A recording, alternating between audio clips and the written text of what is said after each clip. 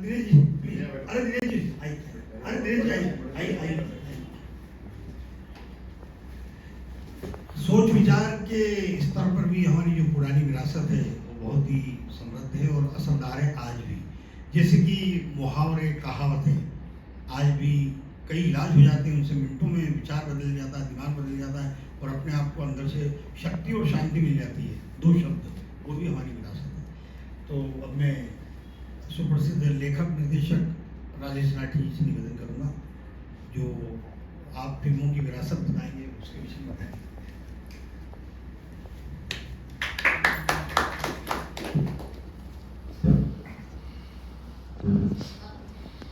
ये केशव जी ने जो आज का विषय चुना है, पुरानी विरासत और नई सोच, अपने आप में बड़ा विस्तृत विषय है ये। और सबसे बड़ी बात ये कि आज इतने सारे लोग इस विषय के ऊपर चिंतन करने बैठे हैं, ये उससे भी बड़ी बात है। क्योंकि ये जो आप लोगों ने पॉज लिया है इस भागती हुई जिंदगी में, ये पॉज अब बहुत कम हो गया है और ये पॉज बहुत जरूरी है, क्योंकि आज का समय है स्पीड का और कल का जो समय था वो रोमांस का था। रोमांस के लिए टाइम चाहिए। रोमांस का मतलब सिर्फ लव से संबंधित नहीं है, किसी भी चीज का रोमांस। आप प्रकृति को देख रहे हैं, उसका आनंद तभी ले सकते हैं जब आप उसको देखते रहें, और देखते रहने के लिए आपके पास समय होना चाहिए। और जब समय होगा तो प्रकृति से रोमांस होगा, और वो नहीं रहा। तो आमतौर पे तो हम विरासत का मतलब प्रॉपर्टी या जैसा आप बता रहे थे इमारतें और ऐतिहासिक चीजों से जोड़ते हैं। इतना विस्तृत है विरासत में, हमारी वेशभूषा भी आती है, भाषा आती है, साहित्य आता है, खान पान आता है, हमारी फिलॉसफी आती है, हमारा सोच आता है। ये सब कुछ हमारी विरासत है और हस्तांतरित होती आई है ये। और इस दौर में हमने इसमें बहुत कुछ खोया भी है। आज जिस दौर तक हम पहुंचे हैं उसमें हमने इन चीज़ों में से बहुत सी चीज़ें नष्ट भी हो गई, हम भूल भी गए, खो भी चुके हैं, हमें उसके बारे में मालूम भी नहीं।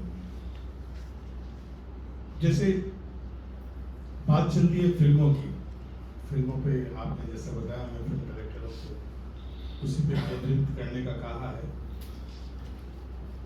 तो फिल्में उस दृष्टि से देखा जाए, विरासत की दृष्टि से फिल्में तो हमारी बहुत समृद्ध रही।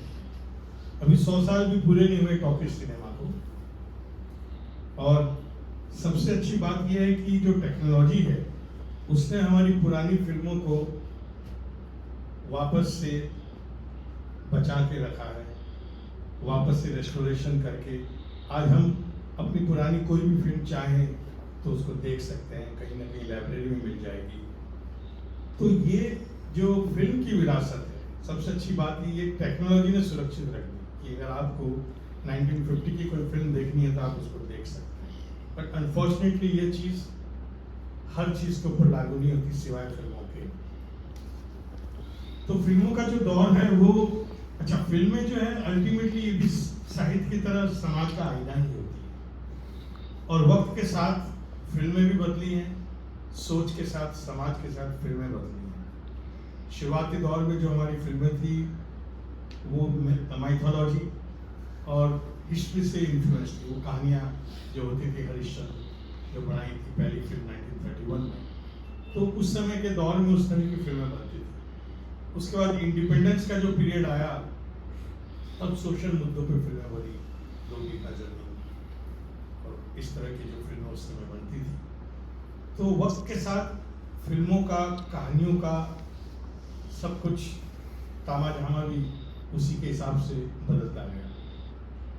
उसी दौरान सत्यजीत रे की भी ट्रायोलॉजी आई, जिन्होंने पाथिर पांचाली, अपूर्व संसार और अपराजिता बनाई थी, जिसने हिंदुस्तानी सिनेमा को इंटरनेशनल लेवल पे पहली बार पहचाना। मतलब उस समय टेक्नोलॉजी इतनी विकसित नहीं थी, लेकिन मैं क्रिएटिविटी की बात कहता हूँ। मैंने कहीं पढ़ा था कि सत्यजीत रे को कोई ट्रॉली शॉट लेना था और ट्रॉली नहीं थी, तो उन्होंने एम्बेसडर गाड़ी के पीछे डिक्की खोल के उसके ऊपर कैमरा रखा और उससे उन्होंने वो शॉट लिया। उसी तरह से उनके जो कैमरामैन थे मित्रा एक कैमरामैन थे, सुब्रत मित्रा। तो अपराजिता फिल्म के अंदर पहली बार पूरे विश्व में बाउंस लाइट का प्रयोग उन्होंने किया, जो डे लाइट इफेक्ट देने के लिए इतने बड़े पायनियर थे कि बाउंस लाइट उन्होंने शुरू की, जो अब तो बहुत आम चीज हो गई है। तो हमारी जो विरासत है वो बड़ी, जो क्रिएटिविटी है, अभी एक किताब में पढ़ रहा था, उसमें लिखा था कि आज की फिल्म मेकिंग के अंदर टेक्नोलॉजी तो आपको असीमित कुछ भी करने के लिए आप स्वतंत्र हैं, आप जो सोचते हैं टेक्नोलॉजी आपको वो करके दे सकती है, लेकिन वो आप क्या सोच रहे हैं, वो क्रिएटिविटी, वो आपको कोई किताब नहीं दे सकती, वो आपके अंदर से ही आएगी। टेक्नोलॉजी से आप उसको बना सकते हैं, बट उस सोच को तो आपको पैदा करना पड़ेगा, वो क्रिएटिविटी आपको लानी पड़ेगी। और इस तो सिनेमा का इतिहास बताने का कोई मतलब नहीं है। अब तो वक्त के साथ उसके बाद दौर बदले, उसके बाद एक दौर आया 70s का दौर आया जब राय खन्ना का दौर था, फिर अमिताभ बच्चन का दौर आया, सिनेमा रोमांस से वायलेंस की तरफ चला गया, क्योंकि उस समय जो समाज की स्थितियाँ थी उसमें करप्शन इतना था, वायलेंस इतना था, तो जो एंटी एक जो कैरेक्टर होता है उसके खिलाफ जो हमारा हीरो आवाज़ उठाता था, तो सिनेमा के उस दौर में वो बदला और धीरे धीरे चीज़ें बदलती गई। आज की तारीख में हमारी ऑडियंस बहुत परिपक्व हो गई है, इस दौर में सिनेमा भी वैसे ही परिपक्व हो गया है। पहले जैसे एक वेव चलती थी कि डाकुओं की फिल्म है तो डाकुओं की बन रही है, लव स्टोरी तो लव स्टोरीज बन रही है, अब वो दौर खत्म हो गया, क्योंकि अब सिनेमा भी मैच्योर्ड है, ऑडियंस भी मैच्योर्ड है, हर तरह की फिल्म चल सकती है, बशर्ते फिल्म अच्छी हो, मतलब कहानी अच्छी हो, स्टोरी अच्छी हो, क्योंकि वही अल्टीमेटली एक स्टार है। लेकिन एक बहुत बड़ा फर्क जो है, मैंने तो टेक्नोलॉजी के लेवल पे देखा है कि इंसिडेंटली हर तरह की फिल्म मेकिंग मैंने की है। मतलब अगर फिल्म फॉर्मेट की बात करें तो मैंने 16 mm पे भी काम किया है, 35 mm पे भी काम किया है, सुपर 35 पे भी काम किया है, सिवाय 70 mm छोड़ के। उसी तरह से वीडियो फॉर्मेट में भी कई फॉर्मेट बदले, टेक्नोलॉजी बदली, पहले यूमेटिक वीडियो आया, फिर उसके बाद बीटा आया, अब डिजिटल हो गया, सारी चीज़ें बदलती गई। और पहले जो लोग फिल्म बनाने के लिए फिल्म इंडस्ट्री में आते थे, चाहे वो एक्टर हो चाहे टेक्नीशियन हो, वो बड़े पैशन के साथ आते थे, घर से झगड़ के, समाज से विद्रोह करके, सबके खिलाफ आते थे, क्योंकि उसको फिल्म बनानी होती थी। लेकिन आज थोड़ा वो दौर और वो अप्रोच चेंज हो गई है, क्योंकि अब आर्ट के ऊपर कॉमर्स हावी हो गया है। बहुत से लोग फिल्म में अब इसलिए आते हैं कि उन्हें पैसे कमाने हैं। तो अब कमर्शलाइजेशन की वजह से धीरे धीरे आर्ट फॉर्म पे हावी हो गया है कॉमर्स। अब फिल्म बनाने कहीं भी जाएंगे तो सबसे पहले पूछा जाएगा कि मार्केटिंग कौन करेगा या उसका स्टूडियो कौन है आपके पास। तो मैंने फिल्म बनाई थी शुरू में, पहले हम फिल्म बनाते थे तो मार्केटिंग नाम का कोई बजट में कॉलम ही नहीं होता था, क्योंकि सिर्फ फिल्म बनाने के लिए बजट चाहिए होता था। फिल्म बनती थी, अपने आप डिस्ट्रीब्यूटर्स आ जाते थे, आपकी फिल्म खरीद लेते थे, फिल्म रिलीज हो जाती थी। लेकिन अब सारी चीज़ें बदल गई हैं। अभी ये है कि मार्केटिंग क्या है, आपके पास स्टार्स कौन से हैं, उसके बाद नंबर आता है आपके पास कहानी कौन सी है। हालांकि ये सब यही कहते हैं कि कहानी स्टार है, बट प्रैक्टिकली जब आप फिल्म मेकिंग के लिए जाएंगे तो सबसे पहले पूछा जाएगा कि आपके पास आर्टिस्ट कौन है, स्टूडियो कौन सा। तो ये जो एक बदलाव आया है, ये एक चिंतनीय बदलाव है मेरे ख्याल से, क्योंकि फिल्में जो है पहले दिल से बनती थी, और अभी भी जो फिल्में दिल से बनती हैं वो हिट होती हैं, चाहे उसमें स्टार हो या ना हो। लेकिन जो फिल्में दिमाग से बनाई जाती है वो गड़बड़ा जाती है। पहले जब हम फिल्म बनाते थे तो एक स्पॉट बॉय भी कहता था कि हमारी फिल्म बन रही है, क्योंकि वो अपने आप को उस फिल्म का हिस्सा मानता था, एक परिवार की तरह होता था। उसको लगता था ये फिल्म हिट हो जाएगी, प्रोड्यूसर चल जाएगा तो हमें दूसरी फिल्म मिलेगी। लेकिन आज आप किसी स्पॉट बॉय से पूछेंगे तो ये नहीं कहेगा हमारी फिल्म, वो कहेगा उसकी फिल्म, फलाने की फिल्म में काम कर रहा है। तो वो जो अप्रोच है वो बहुत बदल गई है। एक जो वर्किंग कल्चर है उसमें बहुत बड़ा बदलाव आ गया है। एक मैं आपको एक एग्जांपल देता हूँ। मेरे बड़े भाई साहब थे और कलकत्ता के बांगर ब्रदर्स बड़े मशहूर इंडस्ट्रीज थे, जैसे बिरला है। उन्होंने अपने कैरियर में वहाँ से नौकरी शुरू की एज ए क्लर्क, और धीरे धीरे नौकरी करते रहे और आगे चल के किसी कंपनी में उज्जैन में श्री सिंथेटिक्स लिमिटेड में वो प्रेसिडेंट बन गए और उस पोस्ट पे रिटायर हुए। उन्हें क्लर्क से लेके उनकी यात्रा प्रेसिडेंट तक की थी, लेकिन इस पूरे दौरान उनका एम्प्लॉयर बांगर ब्रदर्स ही था। एक ही जगह उन्होंने काम किया, काम नहीं छोड़ा।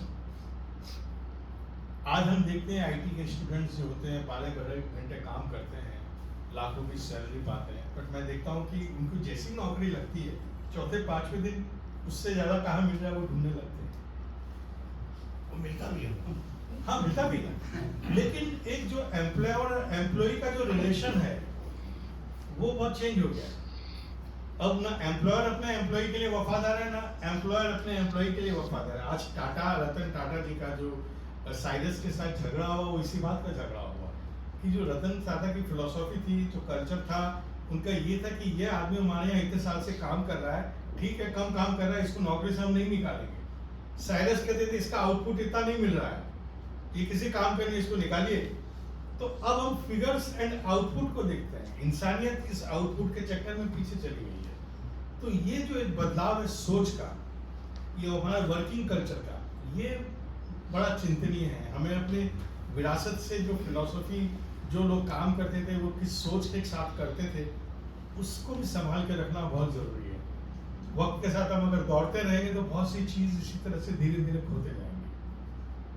तो मेरा तो यही मानना है कि हमारी विरासत बहुत रिच रही है और हमारी ड्यूटी है उसे संभाल के रखना, चाहे वो फिल्म हो, चाहे साहित्य हो। और अब तो आज की पीढ़ी को ये जरूर है कि उनको पता जरूर है, बट वो इतना समय नहीं दे पाते इस विरासत को। मतलब विरासत भी एक इवेंट की तरह हो गई है। मतलब आप देखिए कि शादी ब्याह में जाएंगे तो हर बाराती पगड़ी तो पहना हुआ रहेगा, लेकिन आप गौर करेंगे वो पगड़ी सिली भी रहेगी, वो पगड़ी बांधने वाले नहीं है। अब धोती सिली भी रहेगी, बट वो धोती पहनाने वाले बहुत कम हो गए। तो ये जो हमारी विरासत अब एक इवेंट हो गई है, पगड़ियां सिली हुई है, पगड़ी नहीं वो टोपी हो गई है। तो ये हम खोते जा रहे हैं। खान पान को लेके आप देख लीजिए, अब मतलब हमारे पुराने लोग, अगर आप एनालाइज करें, एक छोटी सी बात है। एक दिन मैं कविता, मेरी वाइफ है कॉस्ट्यूम डिजाइनर है, तो हम लोग चर्चा कर रहे थे वेशभूषा पे कि कितने इंटेलिजेंट होते थे पुराने लोग, किफायती भी होते थे। आप बताइए कोई ऐसी ड्रेस है जो एक औरत शादी के समय भी पहन ले, प्रेग्नेंट हो तब भी पहन ले, 9 मंथ की प्रेगनेंसी में भी पहन ले और प्रेगनेंसी खत्म होने के बाद भी पहन ले? ऐसी कौन सी ड्रेस है? सिर्फ साड़ी ही है, क्योंकि वो आपके घटते बढ़ते वजन के साथ एडजस्ट होती रहेगी। और वो एक साड़ी आप चाहे 9 महीने की प्रेगनेंसी में हो, 1 महीने आप उसको पहन सकते हैं, लेकिन अदरवाइज आप किसी भी और ड्रेस को लाइए, हमेशा आपको चेंज करना पड़ेगा, सिलाई खुलवानी पड़ेगी, छोटी करनी पड़ेगी, बड़ी।